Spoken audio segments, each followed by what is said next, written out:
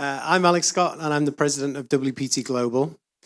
WPT Global is now the second largest online poker site in the world. Can we have a big cheer for that?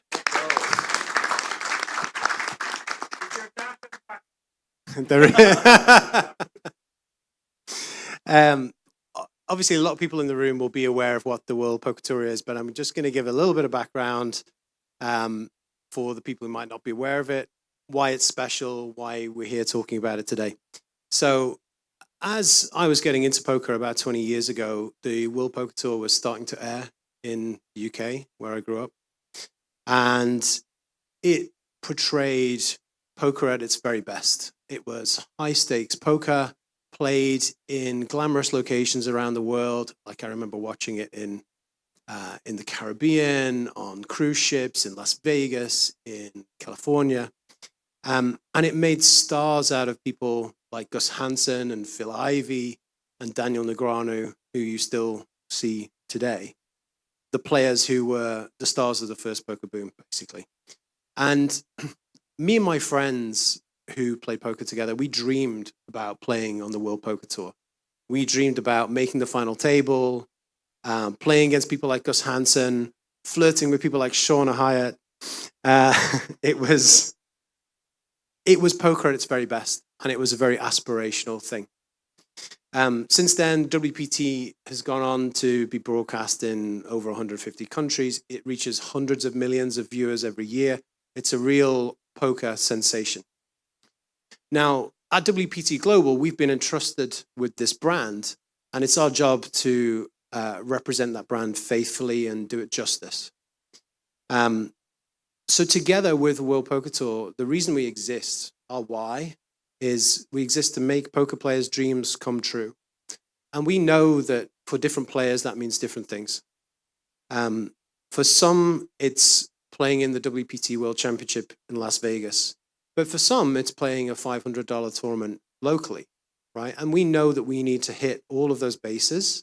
We need to support players at every stage of their journey. So we have, in our group, we have the WPT World Championship, one of the very best events of the entire year. And then we also have steps to get there. We have rungs on the ladder, if you like. So we have our own WPT 500 and WPT Prime events, and we also have a lot of grassroots partnerships. So there's an event running right now, a Playground in Canada. We have partnered with events like this. You see we are hosting players in some of the VIP areas of the Irish Poker Festival this weekend. And then we have big presences at events like the WPT Prime at Dusk Till Dawn a couple of months ago, for example. These partnerships are great for everybody involved. They're good for us as the online poker site because we know that players who participate in live events are more valuable, about 2.5 times more valuable. But they're also good for the venues. They bring players to the venue and help boost guarantees. Together, we succeed. And that's where I will hand off to the next member. Thank you very much. Get in touch. Round of applause, please, everyone, for Andre. So, do you want the good news or the bad news? We have a lot of time. You have a lot of time. So, audience questions, please. Has anyone got a question first and foremost? You've listened to these wonderful people speak. I'm sure there must be something a lot of you would like to further dive into. Okay.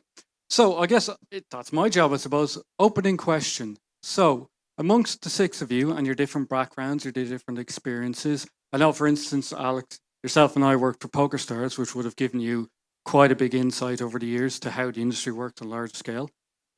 I'll start with you then. What issues and what unforeseen challenges have you run into leading the WPT into this next phase? And what lessons have you learned from that you think could be transferred, not just in the immediate future, but that the whole industry could look forward to in the future? But before he answers this, can we get him a pint of Guinness? I'm going to need one. Unforeseen challenges. The problem with unforeseen challenges is that they're unforeseen, right? You got. Look, we we are only 2.5 years old. We still are very much a startup, and we encounter challenges all the time. I think the important thing is the mentality that we have is we see those challenges as an opportunity to experiment and try new things. It's very important for us that we're not out here just being a smaller PokerStars or a smaller GG Poker. We know that people aren't looking for that. They're looking for something that's genuinely different from the market leaders out there at the moment. So yeah, we see each of these challenges as an opportunity to do something different, to measure it, to see what works, and to throw away the stuff that doesn't work and keep the stuff that does. And we are continually doing that all the time. That's part of our culture. We're also a very forgiving culture when it comes to making mistakes. If you make mistakes in our business, but you do it with the right mentality, the right mindset, and you learn from those mistakes, then that's absolutely fine. What we don't stand for is people who don't try in the first place. If we think out of the box and focus on the stuff like the player experience, we really had to nail that one down, and I think we did. So yeah. Mr. Scott, please. Do we actually have a name for the things that make us different? And ironically enough, it's called WPT Global Edge. I keep coming back to this word edge. I named the loyalty program at Full Tilt Poker years ago Edge as well. Something about edge just goes through my life, I think. So the three things that make us really special. The first is our relationship with the World Poker Tour and the way that we help players to fulfill their dreams with that relationship. The second is we believe we have the safest poker games available anywhere online. And that's because we invest more in game integrity than anybody else does these days. We have more people working on it, and we invest multi-million dollars every single year into keeping our games safe. And that includes developing state-of-the-art AI technology, which brings me to the third thing, which is we guarantee that every cash game is a great game. And this is something that really differentiates us at the moment, because if you play on Stars or GG or any typical online poker site, most of the time when you sit down in a cash game, you're going to be up against some really, really tough opposition. And the way that we balance our cash games, again, using AI technology that we call fair game, guarantees that every single cash game table has the perfect balance of novice players and experts. So those three things, our WPT Global Edge, are the things that make us special. Is to gather that feedback. Okay, thank you very much. Thank you, everyone. Has anyone in the crowd got a question, please? Yes, sir. Hello, my name is Alexey Yevchenko and I'm from Ukraine. I'm a player of national Ukraine poker team. We have such interesting thing in Ukraine, and yesterday I was in Paris and I played at the final table on WPT event. Thank you, and I would like to prove that everything was very well organized. And I have a question to Alex. Despite the war in Ukraine, we're trying to develop poker, and we have enough success. And we played their GG platform, so PokerStars, but we can't see WPT Global. Why? We are the second platform in the world, as you said, and we would like to play there too. And I would like to ask you, do you have some plans about Ukraine and maybe louder about CS market? Thank you. I'm really glad you enjoyed the WPT Paris event, and congratulations on the final table. So yes, look, we would love to operate in Ukraine in the future. It's the reason that we're not in Ukraine right now has nothing to do with the war. It has everything to do with the fact that Ukraine is a regulated market, and so far the only regulated market that we've entered is Mexico. We do have a plan to enter essentially every regulated market over the next few years.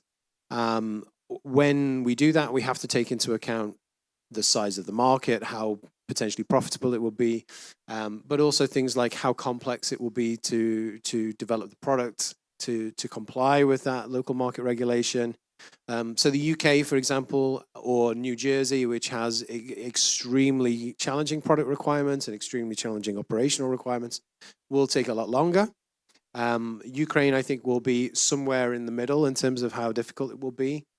But yeah, it's only a matter of time before we are ready to enter more markets, and I really look forward to entering Ukraine. I have visited once in the past. Can't wait to go back. Yeah. Thank you. Anyone else? You, sir. Hi, guys. My name is Law. I'm actually visiting from Dubai. So nice to see you guys. I have a question for Alex and Tom, maybe both you guys. Two-part. One is, in today's scenario, from big picture point of view, which do you think is actually healthier, live or online poker? I know they both have their challenges, but if you had to pick one, which would you say is healthier? And two, when you talk about expanding into new markets, which do you think is more important, live or online? You know, especially when you talk about getting into, let's say, new geographies, new markets. So I'll start, and I think my view is that industry-wide, live poker is in a better, healthier state right now. I think online poker is facing, as an industry as a whole, online poker is facing some really difficult challenges, like bots, for example, and the use of real-time assistance, which we will talk about. I think it's tomorrow. I'm appearing on a panel tomorrow.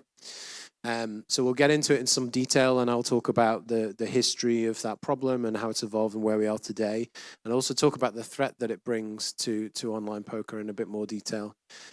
Live poker, on the other hand, yes, it has challenges, but they are nowhere near as existential as the challenges that online poker faces. And you only have to look at how quickly how quickly live poker is growing at the moment. Look at the WPT World Championship, for example, or the World Series of Poker, and the growth that they've experienced over the last few years. It's clearly doing very well. I'll pass over. Question between each other. This should be interesting and fun. I don't have a question, but I do have a couple of observations based on what the other panelists have said. First is that Andre's 38. Yeah, I was thinking that as well. Wow. I don't know what it is, but well, it sucks being the bald guy when you're sandwiched between two guys with such great hair and look so young. I'm getting myself some Romanian spring water or something like. Also, I'm also working on getting my session time above 1.2 minutes. Tough crowd. Right, so He's talking about poker, guys. Cash game poker. My second observation is actually both Natalie and Tom referred to things that they had done at live poker festivals that allowed their participants to make memories. So Tom spoke about his free roll. It was the thing that everybody remembered afterwards. It wasn't the main event that they played. It was the free roll beforehand when they got to play against each other and learn from one of the pros. And Natalie spoke about Queen rules and changing the game, and that will have been something that people still remember today. And I think that's absolutely crucial when it comes to both live, well, primarily live poker. I've played millions of online hands. Can remember maybe 5 of them, right? Live, the reason that people are there is to make memories that they remember for the rest of their lives. It's to fulfill their dreams. So important for us to find ways to make the live poker experience memorable, especially for our VIPs. That's one of my key takeaways from this panel. anyone else? I mean, while playing on the tables. Yeah, so, I mean... What was the reaction from them? Sorry. I'll be honest and say it was mixed. And one of the reasons for that is that people didn't understand it very well. And we've spent a lot of time trying to figure out what is the best way to communicate what we're doing. Because if we're not good at communicating it, people will assume that we're doing something nefarious and scary. Whereas the reality is what we're doing is we're being completely transparent. And it's not scary at all. It's actually good, better for everybody. So once people understand it, they accept it generally because they realize that no matter what kind of player you are, it's actually better for you. If you're a pro, you don't want to be at a table with 7 of the pros. You're not going to have a good time. You're not going to be successful. Similarly, if you're a complete novice playing your very first game, the last thing you want to be doing is playing against 7 professional players. You're not going to have a fun time, and you're not going to have any chance of succeeding. So our system, Fair Game, makes every game a great game. And once people understand it, they love it.